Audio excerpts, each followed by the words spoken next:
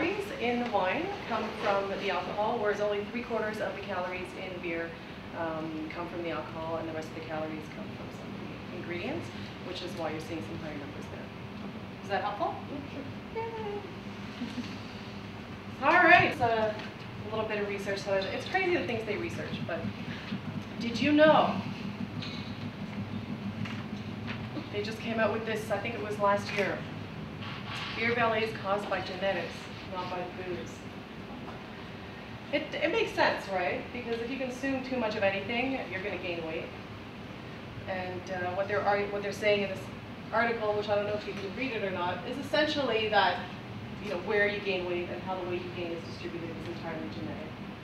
Debate. Go ahead and do both, I think. The benefits while under the influence, or that could go either way on life.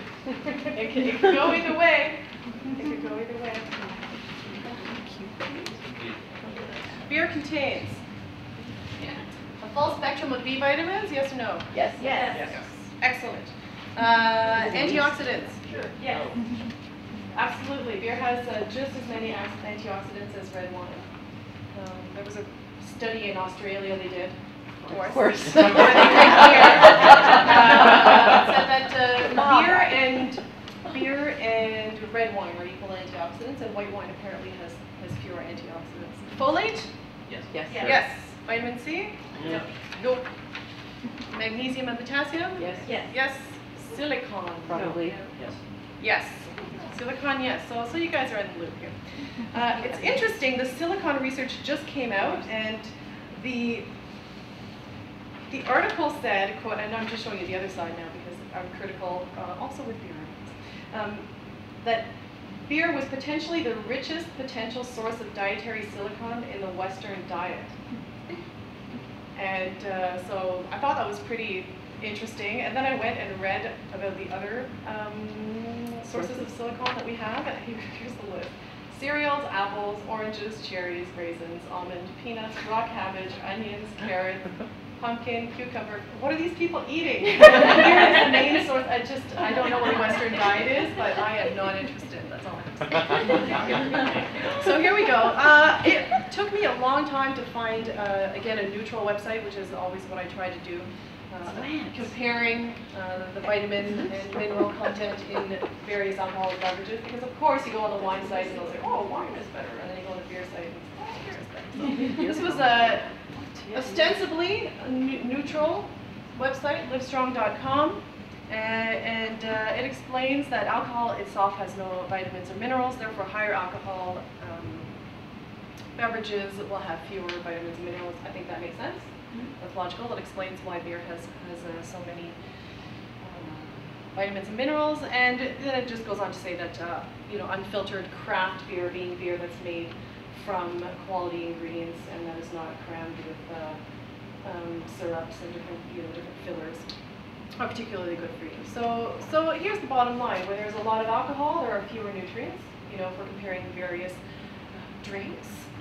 And the other thing I always point out when I'm trying to drive home the fact that beer is very rich in various nutrients is that beer is made from 4 basic ingredients, and each ingredient will bring its own set of nutrients to the table. So for example, the antioxidants in wine come from the grape skins, I'm presuming, since it's in red and not in white. And with beer, it comes from both the hops and the grains. So what do you think? Beer helps prolong life? Nope. Nope. Many studies have shown that drinking regularly, and full disclosure, this is alcohol, not beer specifically, any form of alcohol, actually does prolong your life. Increase bone mineral density? Nope. Yes. Yes? That's a question mark. When I compiled this, I was going for a yes, and I just found out this relates to the silicon study again, and the people who did the study at University of Davis have ascertained that there's a lot of silicon in beer and that you can easily absorb that silicon, but they did not make the link with the bone mineral density. A lot of zealous reporters have made that link. So to be continued, but probably a yes. Mental acuity? No. Once again, they did a study. This one is beer specific. This was a study in England where they had some elderly women in a home, and the ones who had 1 drink a day of beer specifically had a higher mental acuity than the ones who didn't. All right, decreases the risk of ischemic strokes. Yes. Yes, like all alcohol, stimulates appetite. I think everyone here has had a beer before. Hand-eye coordination. No. That was my idea of a joke. Mitigate menopausal symptoms. That's a big yes. Decrease the risk of cardiovascular disease. Yes. That's all alcohol, again, full disclosure. And helps with short-term memory. I don't think so, although it does not harm it. But they had a bunch of students get really, really, really drunk the night before a test, and then weighed their test results against the test results of the students who hadn't consumed, and there was no effect. This is the way alcohol benefits work in general and beer benefits. So let's say, I'm just drawing a chart, I'm going to not look there because it's going to confuse me. But let's say this is a normal health risk. And going up this way, we're talking about increased risk of cardiovascular disease. That doesn't look right.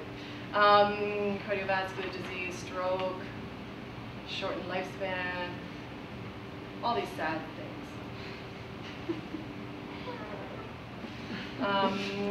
And so this is your normal risk. This is clearly lower risk. And then here you've got, let's say, 0 beers a day, 1 beer a day, 2 beers a day.